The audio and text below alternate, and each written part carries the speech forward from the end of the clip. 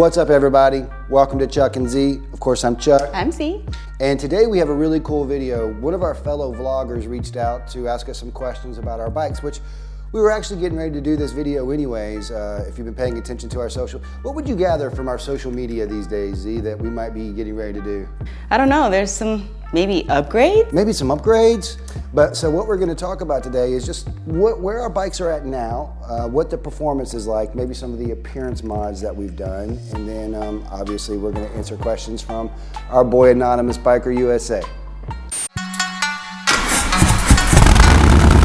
I want to ask you a bunch of questions. I want to have them answered immediately. I am Anonymous Biker USA. Power, torque, maximum performance. Roll that intro. Congratulations! You have a Harley-Davidson with an M8 114 or 117 engine. But is it enough? If you're an owner of one of these machines, you have the option to add the 131 Screaming Eagle engine kit. How much does this cost? Well, the base price is $3,495. Could go up to $7,200 depending on if you get oil-cooled versus twin-cooled and the style and color options you decide you want. Let's look at some fast facts for the 131 Stage 4 and see what we get for the money. Claims are 124 horsepower to the rear wheel along with 135 foot-pound of torque. To achieve those numbers, you would need to add the Screaming Eagle cannon mufflers. You also get fully machined CNC ported heads and valves that are 1 millimeter larger than previous Stage 4 kits. The cam that does all the work is a Harley-Davidson SE8-517. High compression pistons are fed by a 64 millimeter throttle body, and the Stage 4 has its own intake manifold and injectors with a flow of 5.5 grams per second. This engine is a serious performance upgrade, and you'll feel it the second you twist the throttle. Is this an upgrade that interests you? Enough to buy it? Well, I was lucky enough to find two riders who did just that. Let's bring in Chuck and Z from the southeastern part of the United States who have the 131 in their Harley-Davidsons. Welcome, Chuck and Z. Thanks for joining us. So if you guys could, why don't you tell us a little bit about your bikes, what you guys did to them, and what ultimately made you decide to put that 131 kit in? You were the first one to pick this bike. So I upgraded to the HD 2020 LowRider S from an Iron 883. I wanted to have something with more power, obviously, a bigger bike, something with ABS brakes, and a little bit more of the modern efficiencies. I test rode a couple of bikes and ultimately decided on the LowRider S. It was perfect for me. I'm 5'2", didn't have to lower it at all. I decided to put the 131 in it because I was riding Chuck's V-Rod Muscle, which was a destroyer, and it went up to 150 horsepower. About 150 horsepower at the wheel. And so I'd been riding that for a couple of months, test riding it and getting used to that power. And so the 114 had plenty of power, believe me. I took the 114 home, was kind of excited and nervous about the 131, but upgraded anyway. And as soon as I turned it on and twisted that throttle, it was on. You're at a loss for words. I know. I think on my end, I really love my bike. I wasn't planning on giving up Beatrix, which was my V-Rod. When Z started talking about the LowRider, I started reading up on the bike. I'm looking at the bike, looking at the heritage, how it came from the Dynos, and it just kind of like grew on me. I was like, man, that is a sharp bike. That 131 sounds so good, and so I actually decided that I was gonna trade Beatrix. Well, actually, I sold Beatrix, and then I went out and bought a Ren. Describe to us the feeling from each of your perspectives the first time you got out on the open road and you laid on the throttle. What was that like? I'll start this one. Torque. My God, this bike is so torquey. And I came from a bike that had 150 horsepower, 144 foot-pounds of torque at the wheel.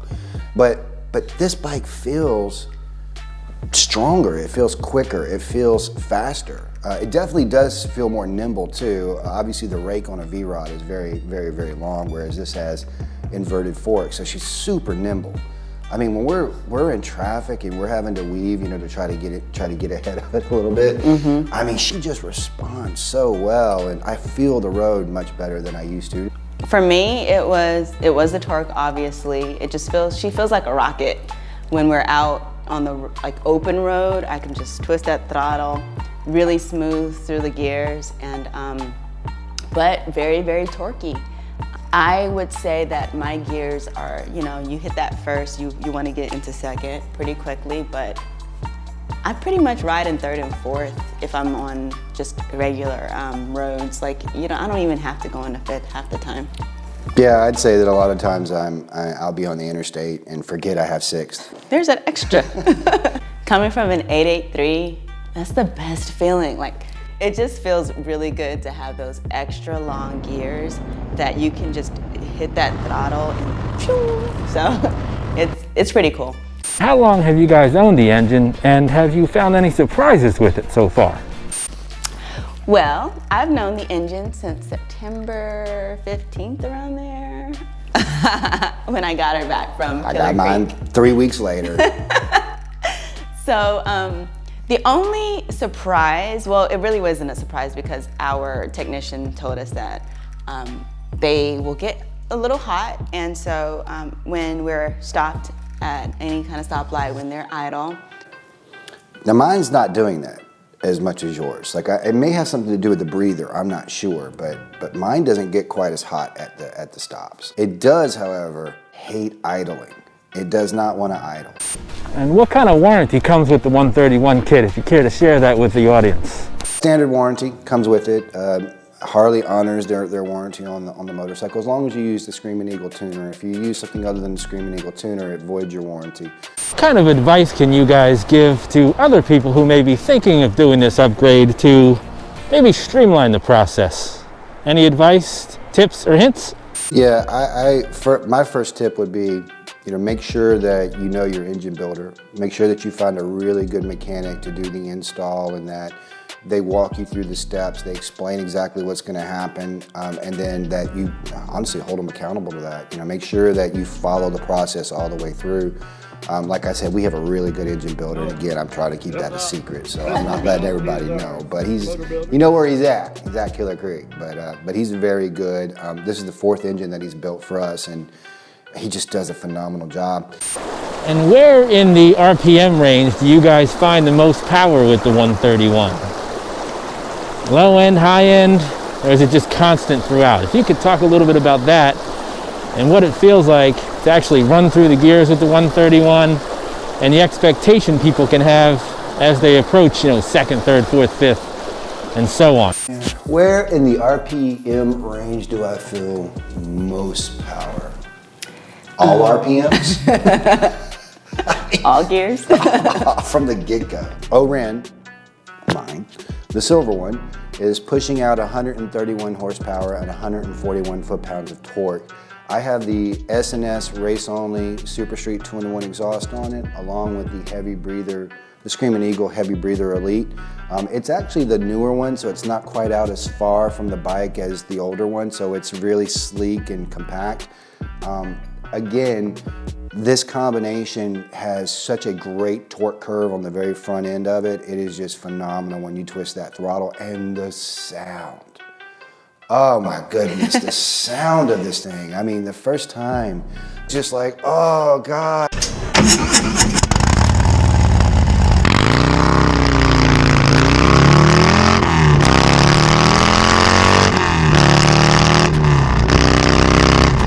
It doesn't stop pulling. If it wasn't limited, it wouldn't stop pulling. What else did you do to your bike? Appearance-wise, I put the Memphis Shades Road Warrior with the 11-inch vented dark smoke windscreen on it. Big shout out to Memphis Shades. They have been a big supporter of us from the very get-go. They're always on our social media. You guys. Shout out to Mike. You guys are awesome. Thank you so much. So we did that. I also put the hand guards from Memphis Shades on my bike, the custom LED lights. I had these powder coated black. I also put a Steven Edwards Ritchie travel bar on my bike. That's the 25. 25-inch one. Really nice, really sharp. It's real sturdy. You can tell that guy does really good work. And now for what I consider to be the piece de resistance. Is that how you say it? I have no idea. It's something like that. It's French for fancy, I guess. But, I put a Corbin snakeskin wall saddle on my bike. First of all, they told me it was going to take 1,000 miles before it was broken in. That thing was gorgeous from the get-go as far as how it felt. And then I get more comments on that seat than I actually do the 131 engine, believe it or not. So true. One of the big things that I've done to my bike that's not very traditional is I added the Harley-Davidson fused mini apes. I know that a lot of people said, you put apes on a LowRider S? And I'm like, hell yeah, I did, and it's awesome. That's basically everything that I've done to my bike so far. What about yours, Z? So mine came with the D&D 2-in-1 Abuelo Cat exhaust. A lot of power with that. That's where I'm getting 136 horsepower versus his 131. We're gonna see if that actually holds with the new exhaust. And 144 foot-pounds of torque at the wheel. I have the Screamin' Eagle Heavy Breather Ventilator Extreme. The Memphis Shades, of course, fairing, Road Warrior fairing with the 9-inch windscreen. I also have a Leperic kickflip seat, which is freaking awesome. It's carbon fiber with the double diamond stitching. I swear, if you have the LowRider S and you have that stock seat on there, get rid of it, get an aftermarket seat. It's worth it, I promise you. You'll feel a lot more secure in there with that heavy engine. I think that's a really good point on the seats because even though it does have a little bit of a ledge on the LowRider S, these have a much stronger edge, so when that torque hits, you can just push your ass back into it and hold you really, really steady in the bike. My pièce de resistance, which is my Steven Edwards Ritchie Cottonmouth Snake Sissy Bar. Freaking love it. Thank you so much, came out exactly how I wanted it. I think that's it that I have done so far on my bike. I'm going to be adding new footboards, new grips, just some extra accessories that's gonna make her a little pop, a little bit. Oh, and also I'm gonna be putting a pullback riser because I'm so short. I need a little bit of a pullback so that I can sit more comfortably in my seat. She's a shorty. So guys, any other upgrades that you guys plan on doing with your bikes? Care to share?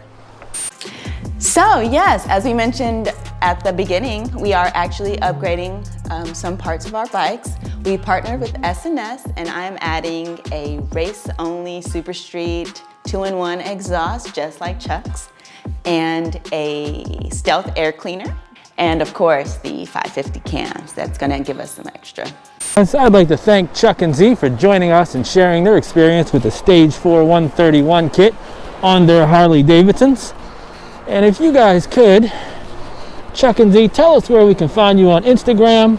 Awesome. So you can find me on Instagram at Z883. And you can find me at InstaChuckgram. That's Instagram with my name inserted in the middle. Of course, our YouTube channel is obviously Chuck and Z. And then you can also find us on Facebook. Like and subscribe. Do not forget to like and subscribe. And again, Anonymous Biker USA, thank you so much for reaching out. We've enjoyed putting this video together. Thanks for watching, and don't forget, I am Anonymous Biker USA. What's up, everybody? Welcome to Chuck and Z. Of course, I'm Chuck. I'm Z. Let's do it one more time. What's up, everybody? Welcome to Chuck. Asking us, God damn it, why can't I talk? What's up, everybody? Welcome to Chuck and Z. Of course, I'm Chuck. I'm Z. And today we've got a pretty good video that... I don't understand why you're not being able to talk. I don't know, because I'm just not awake yet. I don't drink Bang. Well, it'll get you there. Also coat your insides with flame retardant. All right, let's Just do some research on that before you start claiming that. Welcome to the show, everyone. Here, chug. I gave you the strong stuff too. That's flame retardant. What's it called? Death proof. If you're watching, it is 6:36 a.m. and we're trying to make this video for you all. Because that's how we do. Because we're on that grind. All right, so what's up?